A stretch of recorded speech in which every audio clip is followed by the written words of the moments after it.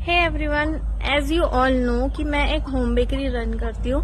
तो मैंने अपने बेकरी के लिए अभी एक नेक्स्ट स्टेप उठाया है, जो कि है कि मैं अब अपने होम बेकरी को क्लाउड बेकरी में चेंज करना है। Cloud bakery in the sense कि अब मैं अपने प्रोडक्ट्स लिस्ट करूंगी स्विगी पे और जोमेटो से भी, जहां से आप इजीली ऑर्डर कर सकते हैं।